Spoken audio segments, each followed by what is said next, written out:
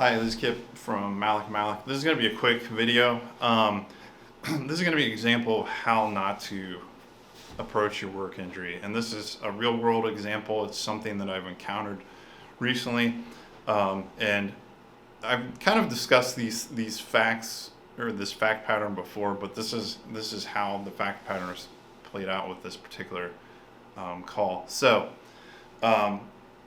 this individual did three things which you really should not do, and if you do these three things, it's gonna make pursuing a workers' comp claim not necessarily impossible, but it's gonna make it very, very difficult. And the first thing is the individual, they suffered their work injury, and they didn't file an accident report or incident report, like an official accident or incident report. So they did not do that. And the second thing that they did is they did not seek medical treatment contemporaneous to the date of injury. So they didn't go to a medical provider either on the date of the injury or the next few days. And again, the distance between the work injury and the time you get medical treatment, it's critical. So the closer you have the medical treatment to the work injury, it's just better. Spacing it out, it becomes problems. And then the third thing is when the injured worker did seek medical treatment, which was like a month or so later, if you read those notes and subsequent medical notes, there's zero mention of a work injury or any kind of activity related to work in any of those medical notes. So, and then this individual reached out to us. So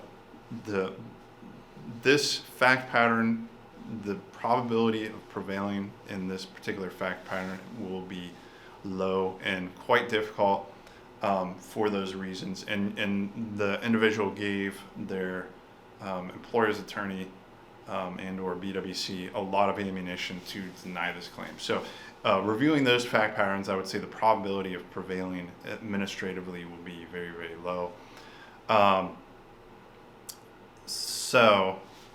And what that means is it's going to be denied administratively, and then the problem is you file to court, you're going to be dealing with a lot of the same issues, maybe between the claim being denied and it being allowed or being filed to court. Maybe the claimant will be able to find additional evidence, whatever, but it's an uphill battle, and definitely did not set themselves up for success.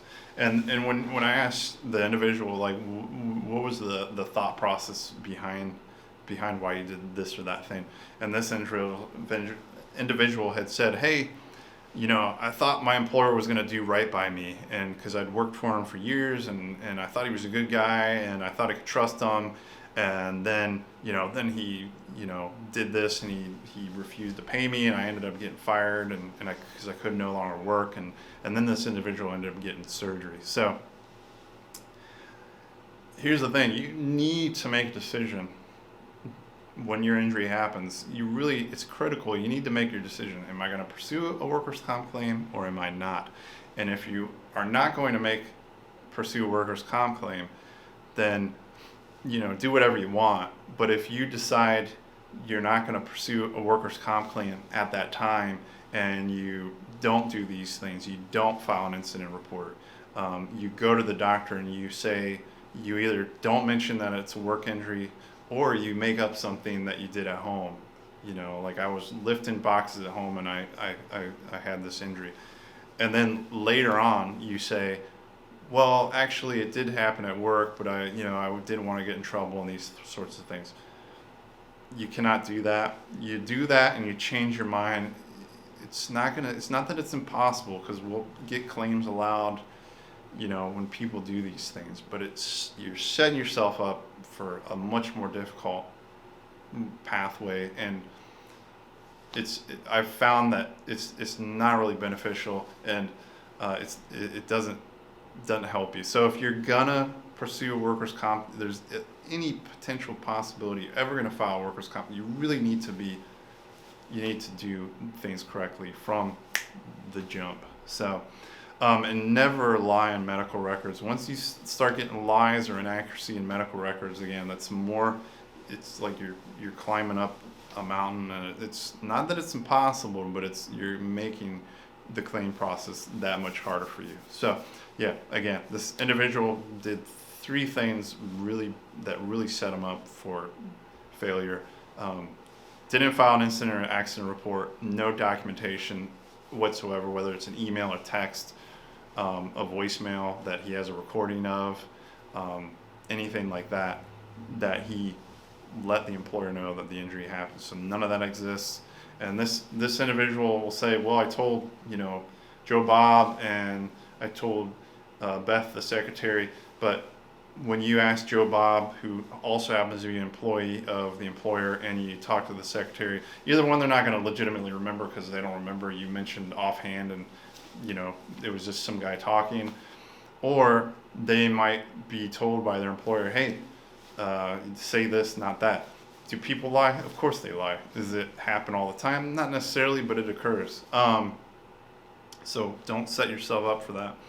And then, and then again, this individual did not seek medical treatment the date of injury or very close after, and then waited, a month or so, and then again, did not tell the truth or did not mention anything about the work injury. So, and then the other problem is, let's say he wanted to file it to court, this individual. When he goes to his doctor, whoever his expert will be, he's going to be reviewing these medical records, and he'll be asked in a trial deposition, what evidence do you have that this guy got actually injured at work besides his own testimony that he got injured at work? And he'll say nothing. Is it true in this ER record that this individual, there's no mention of whatsoever of any kind of work activity? And they'll say, no, that's absolutely true. So you're going to get a lot of these yes to questions that are not going to be helpful for your case. The jury's going to see that, and then this might be one of those cases where you're probably not going to win, but things can happen. So, anyways, don't do those things. Do things correctly. Workers' comp is hard enough as it is if you do everything correctly, but when you start doing things incorrectly, oh my Lord, it's going to create a lot of hassle for you, and it's going to create an uphill battle for you to climb. So, as always, when you have a work injury, reach out to a workers' comp attorney or two or three. Ask your coworkers, your relatives, your family friend, your doctor, your priest, your rabbi, your imam, whatever, and say, hey, do you know a good workers' comp attorney? And then they might give you some names. Otherwise, look at Google, call up, like I said, one or many, and then find the one that works for you. But get somebody involved. Don't do this stuff on your own. It's too complicated. Otherwise, stay safe, and I'll catch you in the next video. Thank you.